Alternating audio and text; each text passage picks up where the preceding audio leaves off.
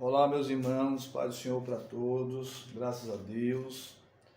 Vamos começar mais uma aula do nosso curso de Bacharel em Teologia e Teologia Ministerial, dando continuidade à matéria de profetas maiores. Hoje estaremos estudando acerca do profeta Jeremias, porém, estudando assim um livro de Lamentações de Jeremias. Nós falamos na aula passada que Jeremias, ele é um profeta do reino do sul, de Judá, capital do reino do sul, Jerusalém. Logo, o profeta Jeremias, ele profetiza em Jerusalém.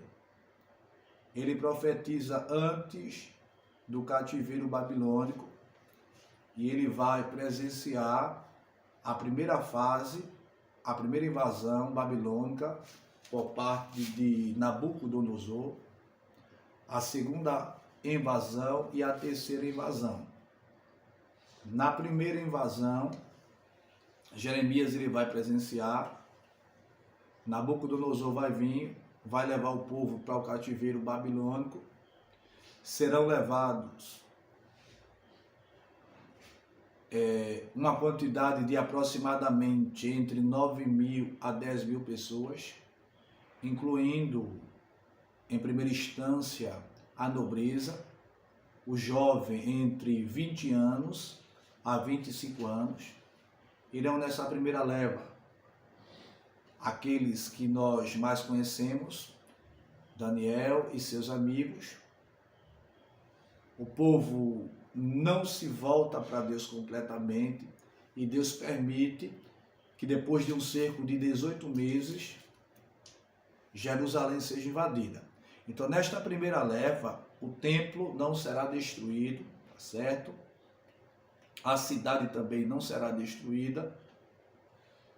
Depois, Jeremias continua profetizando, a nação ainda permanece irredutível, mesmo com a primeira invasão por parte dos babilônios.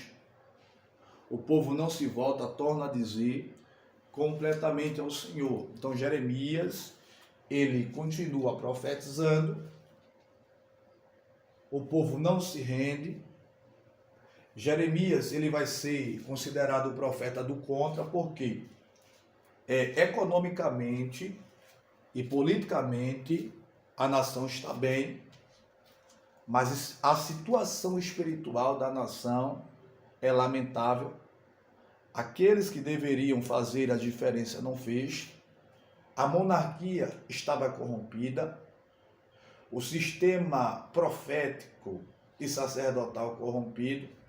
Então Jeremias é levantado para denunciar os pecados de Judá. E ele é incompreendido e rejeitado e perseguido. Jeremias vai ser preso, Jeremias ele vai ser desacreditado, vão descredibilizar a mensagem de Jeremias, Jeremias ele vai apanhar, Jeremias ele vai sofrer muito para cumprir o ministério que Deus lhe confiou. Então ele vai exercer o ministério em constante perigo. Como o povo não se rende, Nabucodonosor vai invadir novamente Jerusalém, vai levar uma parte do povo novamente para o cativeiro babilônico. Nabucodonosor vai levar os tesouros do templo.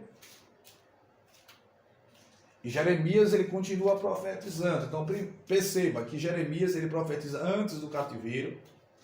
Ele profetiza e vai presenciar o povo ir na primeira leva. Ele vai presenciar o povo ir na segunda leva. Nesta segunda leva, Deus ele vai levantar um profeta. Veja o amor de Deus e o cuidado de Deus.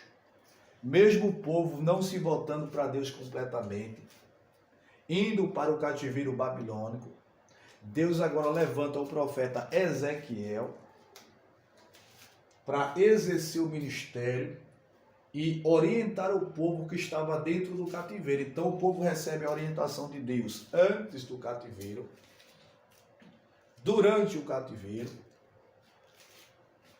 E é interessante que Jeremias, ele não está no cativeiro. Tem pessoas que pregam dizendo que Jeremias, ele estava no cativeiro. Jeremias não é um profeta do cativeiro. Ele vai presenciar as fases. Ele vai ver o povo ir na primeira, na segunda leva, e ver o povo indo na terceira leva. Então, no ano de 586, novamente, 10 anos depois da segunda leva, Nabucodonosor volta novamente, sendo representado de acordo com a profecia de Joel, pelo gafanhoto destruidor.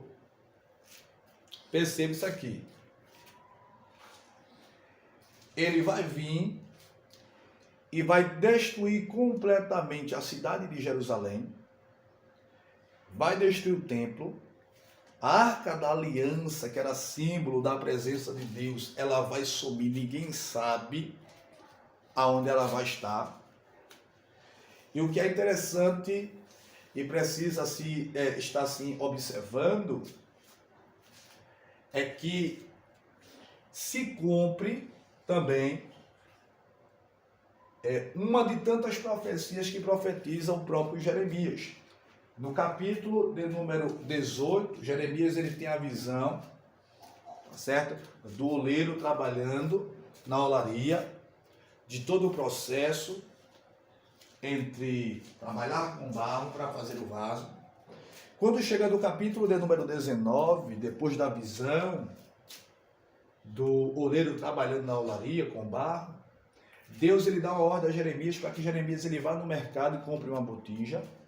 E depois Deus dá a ordem a Jeremias que ele jogue com força a botija no chão e a botija vai se espatifar em vários pedaços. É Deus mostrando que como Judá não se arrepende a ele, ela seria completamente destruída pelos babilônios.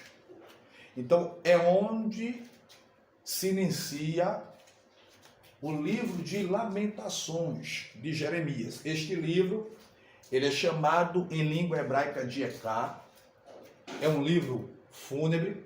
Por quê? Porque depois que Jerusalém, em 585 a 586, é destruída, Jeremias ele vai olhar o triste estado e a condição lamentável, avassaladora de Jerusalém. Porque vai haver uma carnificina generalizada, a cidade, o templo e a arca perdida. E Jeremias vai sentar, vai chorar, vai lamentar, porque dentro da perspectiva de Jeremias, é como se todo o esforço que ele tinha feito para que Judá se voltasse ao Senhor e não acontecesse com Judá tudo que ele está agora presenciando, fosse algo em vão. Mas só que precisamos entender que a parte de Jeremias ele fez. O fato de Judá não se voltar para Deus não indica que o profeta ele não teve êxito no seu ministério.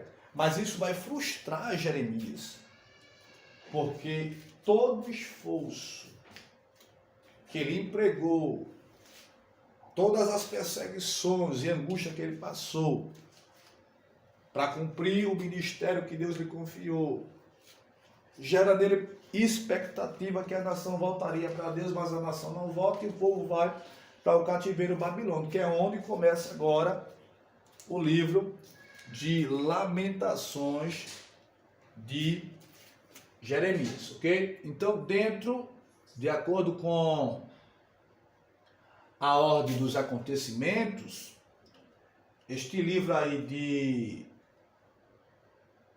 de Lamentações de Jeremias, só um instante.